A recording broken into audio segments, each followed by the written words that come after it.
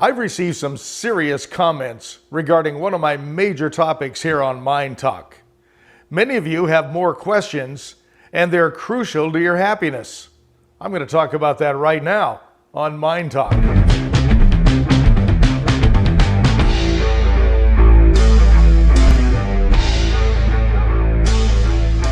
One of the biggest subjects I talk about here on Mind Talk, and probably one that gets the most views, is the one on loneliness.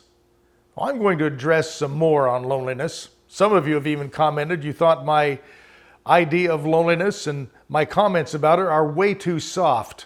They're really not enough to help them in their devastating life. Well, I understand that, and I have a lot of compassion for you.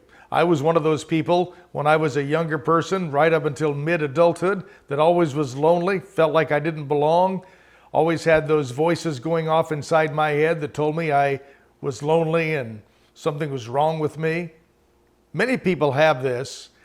I want you to realize loneliness is a figment of your imagination. If you're feeling lonely, I want you to really hear what I'm going to say. And if you know somebody who is feeling lonely or sad all the time, I want you to hear what I'm going to say. I want you to think about this. This is a big deal, and many of you have this on your mind and write me and talk to me and even call me regarding this. They want me to help you, so I'm going to do it right now. The first thing we have to realize is loneliness usually is a figment of our imagination, meaning it's the way we talk to ourselves.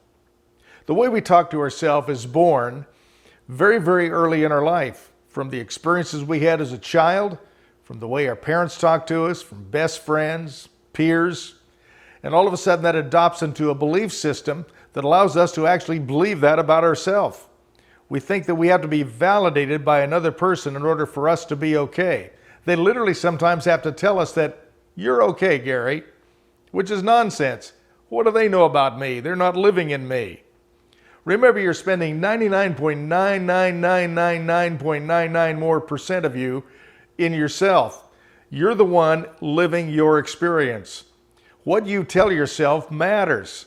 In fact, if you're constantly loathing yourself because you made a mistake, if you're constantly putting yourself down because your clothes aren't good enough, your car's too old, or your house is too small, that's nonsense. That has nothing to do with loneliness. What has to do with loneliness is the way we speak to ourselves, and not only the way we speak to ourselves, but the way we feel about ourselves. Our feelings about ourselves are born in peers and other people telling us how they feel about us or how they treat us. If you allow yourself to be treated poorly by you, then that's the center of what's creating most of your loneliness, your sadness, your depression about yourself. Now again, I'm going to put a little disclaimer out here. Some of these areas are pathological in nature. They can be treated. However, most of the time, most of our loneliness, people like us, we are always creating it in our own environment by the way we talk to ourselves. Remember what I just said. We are creating that environment in ourselves by the way we talk to ourselves.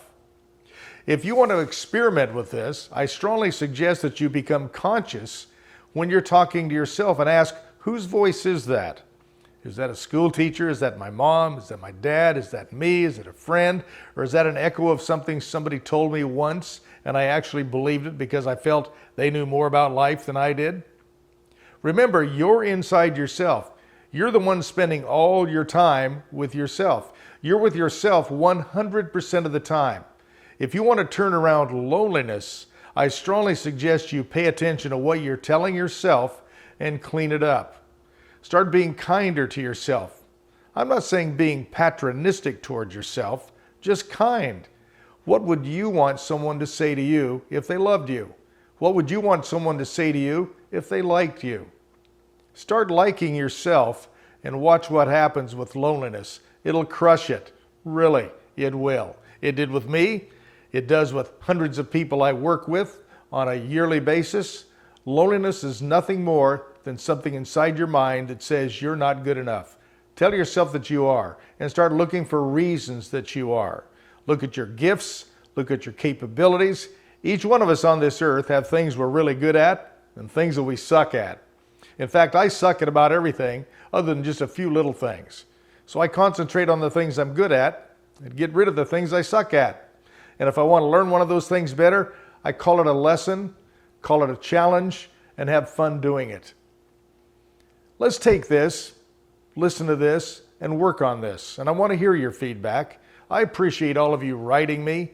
I want to address all of these things for you. It's not that I have all the answers, but I like to center some of this in common sense and what I do know that has worked for hundreds and hundreds of people I've worked with over the years. You can overcome your loneliness if you'll just really become your own best friend first, and then demand other people treat you as well as you treat yourself. And if they don't, get rid of them. They're not your friend, and they have nothing to do in your life. There's nothing there for you. Find people that respect you, love you, and start with yourself. Also, I would really appreciate if you would consider subscribing to this channel or talking to someone who might be able to be helped by what I'm talking about. If you will, I would really appreciate it. I'd like to have them even comment themselves back to me. I appreciate all of you. I enjoy helping you, and if there's anything I can do, even if it's a personal visit. You know, I do a lot of Zoom sessions. I talk to people around the world in personal sessions all the time, and I'm willing to help you. What you want to do, if that's the case, just email me at my email address that comes on this screen, and I'll be in touch with you. Most likely, it's something that can be solved and fixed easily and effortlessly just by simply understanding something, maybe from a different angle. Until next time, this is Dr. Gary wishing you an extraordinary day, and become your own best friend. Bye-bye.